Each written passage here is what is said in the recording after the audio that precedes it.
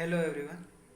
Myself Rahul Gunawat from Government Medical College Churu. I have got a chance to make a video for essential of medical science and my topic is Parkinsonium. पार्किंसोनियम की अगर जभी भी बात की जाए anatomy और physiologically दोनों के हिसाब से एक इम्पोर्टेंट पॉइंट्स है, एक इम्पोर्टेंट टॉपिक है. Parkinsonism is a neuro degenerative disorder. It described by the James Parkinson, also known as a paralysis agitans and the shaking palsy, mainly affected after a 16-year age. जब 60 year as हो जाती है हमारी तो उसके बाद ही Parkinson जो disease है उसके सिम्टम्स अपन को दिखाई देते हैं बॉडी में. कोज की अगर जब भी बात की करें तो जनरली जो कोज है वो दो तरह से हो जाते हैं, तीन तरह से कोजेस हो जाते हैं. सबसे फर्स्ट अपन बात करते हैं इन्फेक्शन के बारे में. और इन्फेक्शन क्या हो जाता है, कोई भी किसी भी तरह का वायरल एनसेफेलाइटिस. सेकंड है डिजनरेटिव. डिजनरेटिव के अंदर डिजनरेशन के अंदर दो तरह से हो जाता है, या तो जेनेटिक फैक्टर अगर डिजनरेट हो जाता है जिसकी वजह से भी पार्किंसन डिजीज़ हो जाता है. सेकंड है हमारी एजनिंग की वजह से भी हो जाता है. होता क्या है कि जैसे जैसे एज होती है या एज अगर बात करूं तो एजिंग के अनुसार जो हमारे जो डोपामिनिक जो न्यूरॉन्स है और जो डोपामिन जो रिसेप्टर है वो क्या है कि नॉर्मल इंडिविजुअल के अंदर क्या है कि जो डोपामिन न्यूरॉन्स और जो डोपामिन रिसेप्टर है वो लॉस हो जाते हैं एजिंग के साथ, और जिसकी वजह से डोपामिन जो पार्किंसन के साइंस दिखते हैं. जनरली ये है कि 16 से 18% जो न्यूरॉन्स अगर लॉस हो जाते हैं उसके बाद ही हमारे जो कहने का मतलब ये है कि जो पार्किंसन जो डिजीज़ हैं वो उसके सिम्टम्स जनरली दिखाई देते हैं. थर्ड है कि ड्रग्स है जो इंड्यूस करता है पार्किंसोनियम का, वो है एक anti psychotic drugs. Anti psychotic drugs क्या करता है कि हमारे जो डोपामिन रिसेप्टर है उसको ब्लॉक कर देता है, और जब डोपामिन जो रिसेप्टर जब ब्लॉक हो जाते हैं जिसकी वजह से पार्किंसोनियम जो डिजीज़ है उसके साइन अपन को बॉडी के अंदर दिखते हैं. नेक्स्ट कंडीशन ये है कि जो डोपामिन एनर्जिक जो नाइग्रोस्टेनम जो ट्रैक्ट है अगर वो डिजनरेशन हो जाता है जिसकी वजह से कहने का मतलब रिजल्ट आ जाता है कि जो पार्किंसन डिजीज़ हो जाता है. अब जानेंगे अपन कि किस तरह से जो एक डोपामिन नाइग्रोस्टेनम जो ट्रैक्ट है वो किस तरह से डिजनरेट हो जाता है.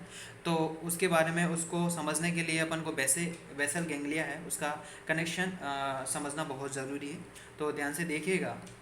नॉर्मल इंडिविजुअल की अगर जब भी बात करें तो उसके अंदर ये है कि जो ब्लू कलर एरो मैंने शो कर रखा है ये एग्जिबिटरी आउटपुट है, और जो रेड कलर एरो शो कर रखा है ये इनिबिटरी आउटपुट है. स्ट्रेंथ ऑफ हर आउटपुट की अगर बात की जाए तो वो एक इंडिकेट कर रहा है उसकी विड्थ को. डोपामिन्स की अगर जब भी बात करें तो बाइंड्स हो जाता है वो दो तरह की फॉर्म में, या तो D1 की फॉर्म में बाइंड होगा या D2 की फॉर्म में बाइंड होगा. अगर D1 की फॉर्म में बाइंड हो जाता है इसका मतलब है कि वो डायरेक्ट पाथवे को फॉलो करेगा. अगर D2 पे बाइंड्स हो जाता है इसका मतलब है कि इनडायरेक्ट पाथवे को फॉलो करेगा. उसके बाद में कुछ पाथवे के बारे में बात करेंगे कि वास्तव में किस तरह से प्रोसेस होता है डायरेक्ट और इनडायरेक्ट पाथवे. ध्यान से देखिएगा. तो जनरली ये जो पाथवे हैं ये इस साइड में डायरेक्ट पाथवे हैं, इस साइड में इनडायरेक्ट पाथवे हैं.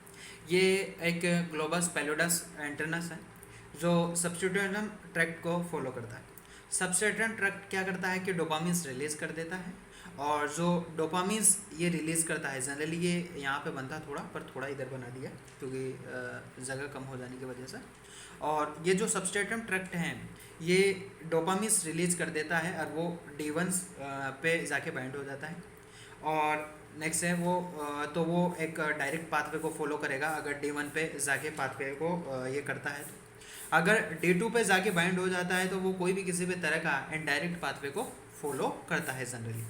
उसके बाद में नेक्स्ट पॉइंट की अगर जभी भी अपन बात करें तो नेक्स्ट है कि जो कोर्टेक्स है ये एग्जिबिटरी सिस्टम शो एग्जिबिटरी आउटपुट शो करता है किसके लिए, स्ट्रेटम के लिए. और जो डोपामिन्स है जो भी एग्जिबिटरी आउटपुट शो करता है किसके लिए, स्ट्रेटम के लिए.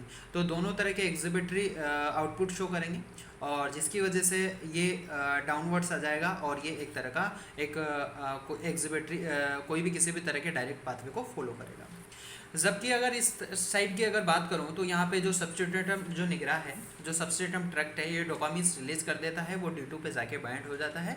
बट ये वाला जो मैंने कहा था कि जो रेड कलर वाला एरो है ये एक इनहिबिटरी एक आउटपुट है, जिसकी वजह से जो आया आउटपुट है वो डिक्रीज हो जाएगा. और जब आउटपुट डिक्रीज हो जाएगा तो ये एक कोई भी किसी भी तरह का इनडायरेक्ट पाथवे को फॉलो करेगा. ये तो है नॉर्मल इंडिविजुअल के केस के अंदर बात। अब मैं बात करूंगा कि पार्किंसन जो पर्सन हो जा जिसके अंदर पार्किंसन जो डिजीज़ है हो जाती है जिस पेशेंट के अंदर, उसके अंदर क्या कंडीशन हो जाती है, तो ध्यान से देखिएगा, मैं बता देता हूँ। तो इस डायग्राम को ध्यान से देखिएगा। मैंने क्या कहा कि कोई भी किसी भी तरह के जो पार्किंसन डिजीज़ पर्सन की बात करूं तो उसके अंदर क्या हो जाता है कि जो नाइग्रोस्टेनम जो ट्रैक्ट है वो डिजनरेट हो जाता है, और जब ये डिजनरेट हो जाता है तो जो सब्सटेंस जो निकला है वो कोई भी किसी भी तरह का डोपामिन्स रिलीज़ नहीं करता, और जब डोपामिन्स रिलीज़ नहीं करता जिसकी वजह से ना तो वो D1 पे जाके बाइंड होगा ना ही D2 पे बाइंड होगा, जिसकी वजह से ये एक बहुत फास्ट डाउनवर्ड्स होगा और ये डायरेक्ट पाथवे फॉलो करेगा और ये कोई भी किसी भी तरह का इनडायरेक्ट पाथवे फॉलो करेगा। तो फ़र्क इतना सा है कि नॉर्मल इंडिविजुअल के अंदर तो जो डोपामिन्स है वो D1 पे जाके बाइंड हो रहा है, और जो दूसरा वाला है जो D2 पे जाके बाइंड होता है। जो D1 पे जाके बाइंड हो जाता है वो एक्जिबिटरी आउटपुट शो करता है और वो डायरेक्ट पाथवे को फॉलो करता था, और जो D2 पे जाके बाइंड हो रहा था वो एक इनहिबिटरी ये सिस्टम शो कर रहा है, जो कहने का मतलब इनडायरेक्ट पाथवे को फॉलो करता है। बट यहाँ पे जो कोर्टेक्स है वो स्टेटम के लिए एक एक्जिबिटरी आउटपुट शो करता है। और इन दोनों सिस्टम की अगर बात की जाए तो डोपामिन्स की अगर सिंपल तरीके से बात करूँ तो डोपामिन्स क्या है कि जो थैलेमस है, इस थैलेमस से क्या है कि एक्जिबिटरी आउटपुट शो कर रखा है किसके लिए, कोर्टेक्स के लिए। करेक्ट, दोनों साइडों में जो थैलेमस है, थैलेमस से एक एक्जिबिटरी आउटपुट शो कर रखा है कोर्टेक्स के अंदर लिए। उसके बाद में नेक्स्ट अपन बात करेंगे कि फीचर्स के बारे में बात करते हैं। तो दो तरह के फीचर होते हैं, हाइपोकाइनेटिक और हाइपोकाइनेटिक। ध्यान से देखिएगा कि किस तरह से हो जाता है, मैं बता देता हूँ। फीचर्स के बारे में जब भी बात करूँ दो तरह के होते हैं, हाइपोकाइनेटिक और हाइपरकाइनेटिक। हाइपोकाइनेटिक मोमेंट के अंदर क्या हो जाता है कि हमारे जो मसल्स का जो मोमेंट है वो स्लो हो जाता है। इसके अंदर तीन तरह की कंडीशंस पड़ेंगे। फर्स्ट कंडीशन एकाइनेसिया, इसके अंदर क्या हो जाता है, डिफिकल्टी हो जाती है initial moment and the decrease of spontaneous moment के अंदर। सेकेंड कंडीशन है bradykinesia, in this conditions reduce and the slower moment, और in this conditions the difficulty of tying of a shoelace और बटन।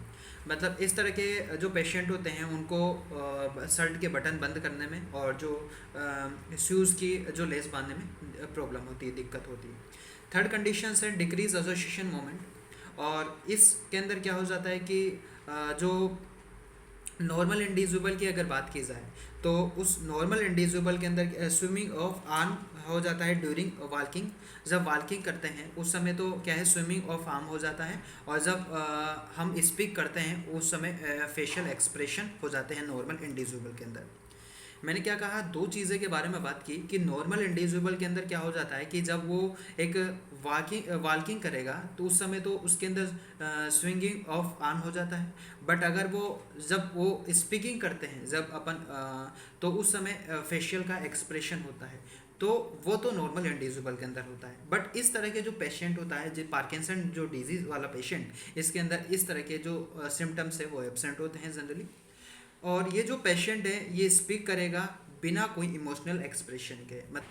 तो इस तरह का जो पेशेंट होता है पार्किंसन डिजीज़, वो स्पीक करता है तो उसके अंदर स्पीक के अंदर किसी भी तरह का इमोशनल एक्सप्रेशन नहीं होता उसके फेस पे, इसलिए उसको एक मास फेस और एक एक्सप्रेशन लेस फेस बोला जाता है, क्योंकि जो फेस है वो एक्सप्रेशन लेस है। करेक्ट। नेक्स्ट कंडीशन है मार्सन साइंस। मैरिसन साइंस होता क्या है कि कोई भी किसी भी तरह का पर्सन है, अगर उसके जो यहाँ पे आईब्रो के बीच में यहाँ पे जो नोज़ है, इसके यहाँ पे जो ये पोर्शन है ये एक सॉफ्ट पोर्शन है जनरली। अगर यहाँ पे इस तरह के पेशेंट के अगर जो पार्किंसन वाला जो पेशेंट होता है उसके यहाँ पे अगर फिंगर रखते हैं अपन, ये सॉफ्ट पोर्शन है जनरली यहाँ पे, तो उसको विदाउट ब्लिंक किए हुए उसको उसकी आइज़ को बिना ब्लिंक किए हुए होल्ड करवाते हैं, और उस पेशेंट के अपन जनरली एक गिलबिला की अगर बात की जाए तो ये साइंस जनरली अपन देखते हैं। इस साइंस के अंदर क्या होता है जनरली कि हमें दिखता है कि जो सस्टेन्ड ब्लैंक रेस्पॉन्स करता है इस तरह का पेशेंट। तो यहाँ पे मैंने यही लिखा है कि medicine science repeated trapping on the glabella produce by the substance of a blank response, correct. किसी भी तरह का कोई रेस्पॉन्स नहीं देता, उसकी जो रेस्पॉन्स है उसके आंखों से वो रेस्पॉन्स नहीं आता, उसकी जो पलक है वो झमकती नहीं है जनरली, करेक्ट। नेक्स्ट अपन बात करते हैं, ध्यान से देखिएगा। नेक्स्ट है हाइपर काइनेटिक। हाइपो के बारे में बात करें। अब हाइपर काइनेटिक दो तरह से होती है, या तो रिजिडिटी या ट्रेमर्स। रिजिडिटी अफेक्ट करती है, बहुत अफेक्ट होता है बहुत agnostic and antagonistic. Most commonly affected होता है ये मसल्स के अंदर, आर प्रोक्सिमल लिम्ब मसल्स पे अफेक्ट पड़ता है। Back is a flex, arms adducted and the flex of knee bends हो जाता है जनरली। वो किस तरह से हो जाता है वो डायग्राम से मैं बता देता हूँ, ध्यान से देखिएगा। नेक्स्ट है कि इस तरह का जो पेशेंट होता है, तो हाइपर काइनेटिक जो पेशेंट होता है उसके अंदर सबसे पहले रिजिडिटी की अगर बात की जाए तो ये रिजिडिटी हो जाती है जनरली। और ये रिजिडिटी मोस्ट कॉमनली अफेक्टेड करती है एक मसल्स ऑफ प्रोक्सिमली लिम्ब मसल्स। ये जो प्रोक्सिमली लिम्ब की जो मसल्स है उस पर जनरली अफेक्ट करती है ये जनरली। और उसके बाद में है कि जो बैक है वो फ्लेक्स हो जाता है। ये जो बैक की अगर बात करूँ, ये पीछे वाला जो बैक है, ये एल्बो है वो फ्लेक्स हो जाती है, एल्बो और विरिस्ट हो जाता है। और नेक्स्ट है कि जो ये हमारा यहाँ से नी जो एंड की अगर बात की जाए, ये स्लाइटली फ्लेक्स हो जाता है। नी तो क्या है, स्लाइटली फ्लेक्स हो जाता है। और जो एल्बो की अगर बात की जाए, ये फ्लेक्स हो जाता है ऑफ रिस्ट। और ये यहाँ पे अगर बात करें तो ये एक फॉरवर्ड हो जाता है, टिल्ट ऑफ ट्रंक। और ये एक स्टूप्ड पोस्चर हो जाता है, ये इस तरह से झुका हुआ रहता है जनरली। और ये एक ट्रेम्बलिंग ऑफ एक्सटेंशन जनरली हो जाता है। उसके बाद में नेक्स्ट अपन बात करते हैं एक कॉन्गोविल्स रिजिडिटी के बारे में। ध्यान से देखिएगा कि वो क्या होता है कॉन्गोविल्स रिजिडिटी। तो कॉन्गोविल्स रिजिडिटी है, ये कॉन्गोविल्स रिजिडिटी होता क्या है, अगर इसके बारे में अपन बात करें तो वो है कि अगर कोई भी किसी भी तरह का रेगुलर इंटरप्शंस की अगर बात की जाए तो रेगुलर इंटरप्शंस के कॉन्गोविल्स रिजिडिटी के अंदर क्या हो जाता है कि जब उसका उस पेशेंट का जो अपन हैंड को जब मूव करते हैं तो एक रेगुलर टाइम इंटरवल्स के बाद में अपन को क्या है कि एक पैसिव मोमेंट शो करता है। जैसे यहाँ से मोमेंट किया तो यहाँ पे जाके एक मोमेंट रुक गया, फिर यहाँ से मोमेंट किया, तो ये एक रेगुलर टाइम के इंटरवल के बाद जो पैसिव मोमेंट है वो जनरली सीन दिखाई देता है। इन एडवांस केस की अगर बात करें तो जो लीड राइफ रिजिडिटी दिखती है अपन को through out resistance during the passive moment about a joint होता है। नेक्स्ट कंडीशन है ट्रिमर्स। ट्रिमर्स ये प्रेजेंट हो जाती है एट रेस्ट कंडीशन में, मतलब and disappear during the activity. मतलब कहने का मतलब ये है कि जब पेशेंट रेस्ट कंडीशन में रहता है तब तो ट्रिमर्स के चांस रहते हैं, बट वो जब किसी एक्टिविटी करने लग जाता है तो उस कंडीशंस के अंदर वो जो वो साइंस है वो ट्रिमर्स है वो लॉस हो जाता है और उसको रेस्टिंग ट्रिमर्स बोला जाता है। करता है पेशेंट तो स्लीपिंग के समय एब्सेंट हो जाता है क्योंकि एक्टिविटी कर रहा है वो है, क्योंकि एक्टिविटी ये एब्सेंट हो जाता है क्योंकि एक्टिविटी कर रहा है। Pills rolling tremors. Pills rolling tremors होता क्या है कि अगर कोई भी किसी भी तरह का पेशेंट है, उसका जो थंब है और उसकी जो इंडेक्स फिंगर है उसके बीच में एक पिल्स रखी और वो उसको रोल कर रहा है, तो उस तरह के मोमेंट को एक पिल्स रोलिंग ट्रेमर्स बोलते हैं। उसके नेक्स्ट कंडीशन है festinating and the shuffling of a gait patient in which a bends forwards and the walking with the short slip patient show retro pulsation. मतलब इस तरह की जो कंडीशन हो जाती है उसके अंदर क्या हो जाता है कि जो पेशेंट है वो जो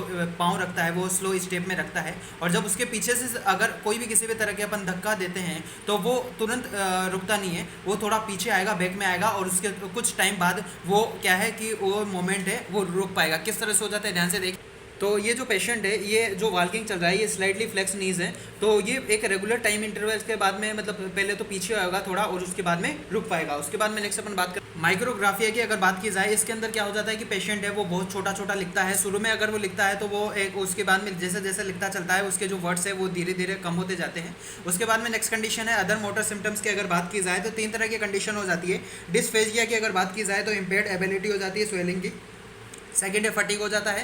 थर्ड है स्पीच डिसऑर्डर हो जाता है, इसके अंदर स्लो हो जाता है और मॉन्टेन स्पेस हो जाता है। नेक्स्ट कंडीशन है कि अगर कोई भी किसी भी तरह के पेशेंट के अंदर जो पार्किंसन डिजीज़ है उसके अंदर रिजिडिटी, रेस्टिंग ट्रिमर्स और ब्रेडिकाइनेसिया 3 तरह की कंडीशन हो जाती है।